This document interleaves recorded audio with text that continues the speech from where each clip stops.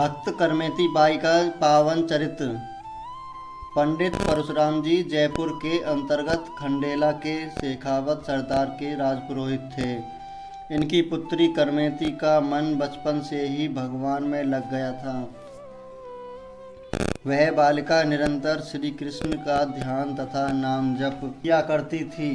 कभी वह हानात कर कर क्रंदन करती, कभी कीर्तन करते हुए नाचने लगती और कभी हंसते हंसते लोटपोट हो जाती। नन्ही सी बच्ची के भगवत प्रेम को देखकर घर के लोग प्रसन्न हुआ करते थे। करमेती की इच्छा विवाह करने की नहीं थी, परंतु लज्जावश वह कुछ कह नहीं सकी। पिता ने उनका विवाह कर दिया, लेकिन जब ससुराल वाले उसे लेने आए तब वह व्याकुल हो उठी। जो शरीर श्याम सुंदर का हो चुका था, उसे दूसरे के अधिकार में कैसे दिया जा सकता है। उसने अपने प्रभु से प्रार्थना की और श्री वृंदावन चंद्र को पुकारा। उसे अवश्य मार्ग मिल जाता है जो श्री वृंदावन चंद्र को पुकारता है। करमेती को भी एक उपाय सूझ गया। आधी रात को जबकि सब लोग सो रहे थे, वह अकेली बालिका चुपचाप घर से निकल पड़ी और वृंदावन के लिए चल पड़ी। सवेरे घर में करमेती के न मिलने पर हलचल मच गया।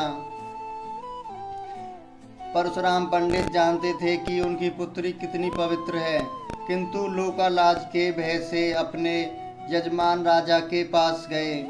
राजा ने अपने पुरोहित की सहायता के लिए चारों ओर घुड़सवार भेजे कि वे करमेती को ढूंढ लावें। करमेती दौड़ी चली जा रही थी। रात्रि भर में वह कितनी दूर निकल आई सो उसे पता ही नहीं। सवेरा होने पर भी वह भागी ही जा रही थी कि उसने घोड़ों की टाप का शब्द सुना। उसे डर लगा कि घुड़सवार उसे पकड़ने आ रहे हैं। आसपास न तो कोई वृक्ष था और न ही कोई दूसरा छिपने का स्थान, किंतु एक ऊंट मरा पड़ा था और रात्रि में श्रगालों ने उसके पेट का भाग खा लिया था। करमेती की दृष्टि ऊंट के पेट में बनी कंदरा पर गई। इस समय वह सांसारिक विषयों की भयंकर दुर्गंध से भाग रही थी। मरे ऊंट के शरीर से निकलने वाली गंध उसे विषयों की दुर्गंध के सामने तुच्छ जान पड़ी। भागकर वह ऊंट के पेट में छिप गई। घुड़सवार पास आए तो दुर्गंध के मारे उन्होंने उस ऊंट की ओर देखा तक नहीं। वहां से शीघ्रता पूर्वक वे आगे बढ़ गए और अंत में हताश होकर निकल गए। माता पिता आदि भी पुत्री के संबंध में निराश हो गए। जिसकी कृपा से विष अमृत हो जाता है, अग्नि शीतल हो जाती है, उसी की कृपा वर्षा करमेती पर हो रही थी। ऊंट के शरीर में वह भूखी प्यासी 3 दिन छिपी रही। उस सड़े ऊंट के शरीर की गंध उसके लिए सुगंध में बदल गई थी। चौथे दिन वह वहां से निकली। मार्ग उसका जाना हुआ नहीं था, किंतु जो सबका एकमात्र मार्गदर्शक है, उसकी ओर जाने वाले को मार्ग ढूंढना नहीं पड़ता, मार्ग ही उसे ढूंढ लेता है। करमेती को साथ मिल गया और वह वृंदावन पहुंच गई। वहां पहुंचकर मानो वह आनंद के समुद्र में मग्न हो गई। जब परशुराम पंडित को अपनी पुत्री का कहीं पता नहीं लगा, तब वे वृंदावन आए। लेकिन भला वृंदावन में करमेती को जानता पहचानता कौन था कि पता लगता। एक दिन वृक्ष पर चढ़कर परशुराम पंडित इधर उधर देख रहे थे। ब्रह्मकुंड पर उन्हें एक बैरागनी दिखाई पड़ी।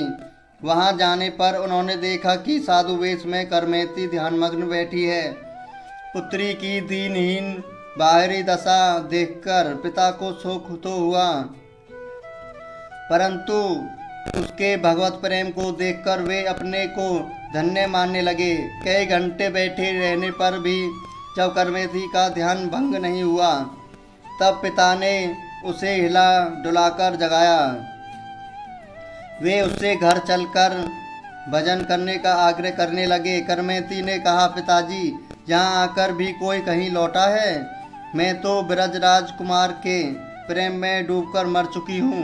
अब मुर्दा यहाँ से उठे कैसे।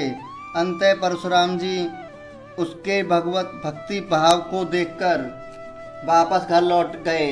राजा ने जब यह समाचार सुना तब वह भी करमेती के दर्शन करने वृंदावन आया।